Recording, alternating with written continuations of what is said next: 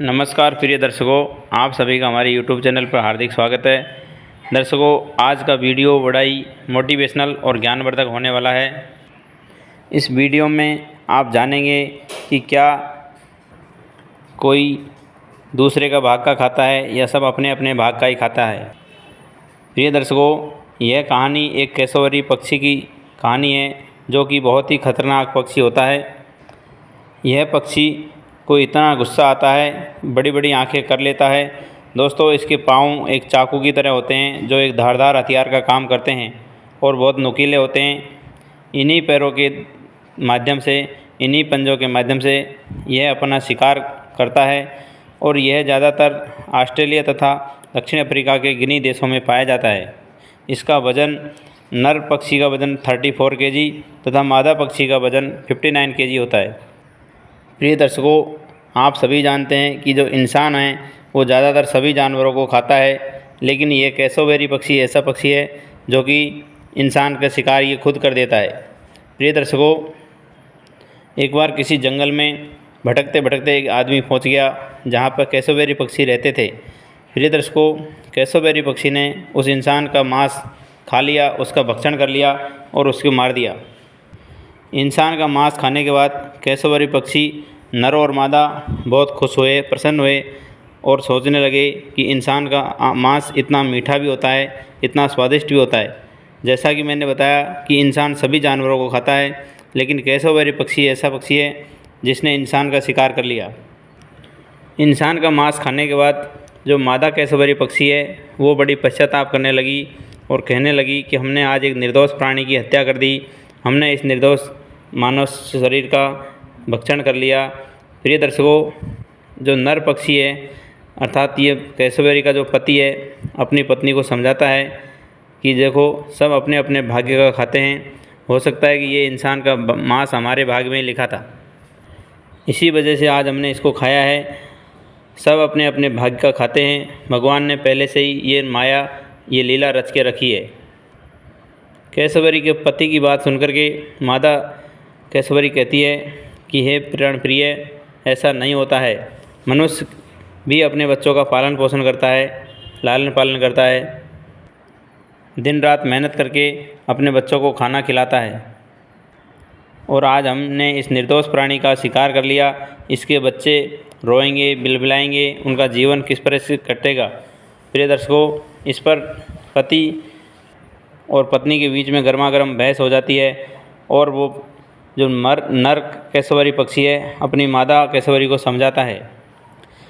नर अपनी पत्नी को समझाता है कि प्राण प्रिय, हमने कोई गलत नहीं किया है, मैं आपको छोटी सी कहानी के माध्यम से समझाता हूँ। जो भी होता है वो सब प्रारब्ध के हिसाब से होता है, कौन किसको खाएगा, कौन किसके भाग का खाता है। नर कैसोवरी अपनी पत्नी को बहुत तरीके से समझाता है, लेकिन पत्नी बार बार कहती है कि आज हमने इसको निर्दोष को मार दिया। इस पर नर पक्षी कहता है कि हे प्राण प्रिय, मैं एक छोटी सी कहानी के माध्यम से मैं आपको बताता हूँ कि एक बार एक राजा और उसकी 3 बेटियाँ थी। राजा बड़ाई न्यायपालक था। राजा को ये घमंड था कि मेरे राज्य की सारी प्रजा और मेरी जो बेटियाँ हैं, मेरा जो परिवार है, सब मेरे ही भाग का खाते हैं। एक दिन राजा ने पूछा कि बेटियों, तुम किसका भाग का खाती है। उसमें से 2 बेटियों ने तो कहा कि महाराज पिताजी, हम तो आपका ही भाग का खाते हैं। लेकिन दोस्तों, जो तीसरी बेटी थी उसने कहा कि महाराज, मैं तो अपने ही भाग का खाती हूँ। इस पर राजा बड़ा क्रोधित हो गया। उसने अपनी छोटी बेटी को, जो कि जिद्दी स्वभाव की थी, उसने पकड़ करके कैद खाने में डलवा दिया। कुछ दिन बीतने के बाद लड़की सूख करके पिंजरा हो गई और दिनों दिन पतली हो गई।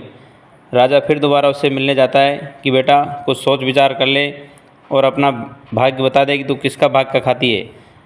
लड़की ने फिर वही डिसीजन था कि मैं पिताजी अपने ही भाग का खाती हूँ। अब राजा को और अधिक गुस्सा आता है और वो अपने नगर से बाहर जो जंगल था उसमें जो भी राजा की प्रजा कहना नहीं मानती थी उसको भयंकर जंगल में छुड़वा दिया जाता था। तो ये अपनी बेटी को भी उसी जंगल में छोड़ देता है। अब राजा ने अपनी बेटी को उसके हालात पर छोड़ दिया। प्रिय दर्शकों, जंगल में उस लड़की ने गुफा को अपना घर तथा कंदमूल को अपना भोजन बना लिया और वहाँ पर बड़े आराम से रहने लगी। धीरे धीरे प्रकृति के बीच में तरोताज़ा शुद्ध हवा के साथ लड़की वापस से स्वस्थ हो गई और पहले जैसी हो गई। राजा चाहता तो उसको मौत की सज़ा भी सुना सकता था, लेकिन जंगल में जो बहिष्कृत कर देते थे ये भी एक सज़ा ही होती थी। यहाँ पर पागलों को तथा मूर्खों को यहाँ भेजा जाता था। इन्हीं के बीच राजा की अपनी बेटी भी रहने लगी। कुछ दिनों बाद सभी लोगों ने मिलकर के वहाँ पर एक सुंदर सा नगर बसा लिया। राजा की बेटी वहाँ की जगह की साफ़ सफाई करके खेती करने लगी तथा सब लोगों अपना भरण पोषण करने लगे। उन्होंने सुंदर महल तथा पूरा बाज़ार सजा लिया। कुछ समय के बाद एक इंसान वहाँ आता है, भटकता भटकता राहगीर, और आप सभी जानते हैं कि होना था जो हुआ वो यही हुआ कि जो इंसान यहाँ आया उससे राजा की बेटी प्यार करने लगी। उन दोनों ने शादी कर ली और अपनी दुनिया बसा ली। अब प्रिय दर्शकों, राजा ने वैसे तो सज़ा के लिए अपनी लड़की को जंगल में भेजा था, लेकिन अब तो लड़की और राजा जो दामाद है दोनों जंगल में मंगल करने लगे। जंगली जंगल को इन्होंने शहर बना लिया, मेला की तरह उन्होंने सजा लिया। इसका जो नगर है उसकी चर्चा धीरे धीरे सब जगह फैलने लगी। प्रिय दर्शकों, ये बात राजा के कान में भी पहुंची कि इन लोगों ने जंगल में भी नगर बसा लिया है, और ये जो दोनों मियाँ बीवी हैं, लड़की और उसका दामाद, इनका चारों तरफ यश कीर्ति फैलने लगा। जो लड़की है इसकी मम्मी भी इसको देखना चाहती थी कि आखिर कौन से राजा और रानी हैं जो कि सब जगह प्रसिद्ध होने लगे। दोस्तों, जब ये लड़की का पिता अपने घोड़े पर सवार होकर के जंगल में आया तो इसने देखा कि इसकी बेटी बड़ी राज से शान शौकत से रह रही है तथा इसके साथ जो राजकुमार है उसको देख करके राजा दंग रह गया। केशवरी पक्षी ये कहानी अपनी पत्नी को समझा रहा है और कहते हैं कि दोस्तों, सब अपने अपने भाग का ही खाते हैं। आपने एक कहावत तो ज़रूर सुनी होगी, प्रारब्ध पहले रचा पीछे रचा शरीर। अर्थात भगवान पहले से ही भाग लिखता है, उसके बाद में ही शरीर की रचना करता है। दोस्तों, आप सभी जानते हैं कि जब बच्चे का जन्म होता है तो उससे पहले दूध अपनी माँ के पास आ जाता है। इसी प्रकार से हर जीव जंतु का अपना भाग्य होता है। यह बात केशवरी पक्षी अपनी पत्नी को समझाता है। जिस समय राजा इनके नगर में आया तो लड़की का जो पति है वो उसको उपहास के तौर पर, मजाक के तौर पर उसकी हंसी उड़ाता है और कहता है कि सब अपने अपने भाग का खाते हैं।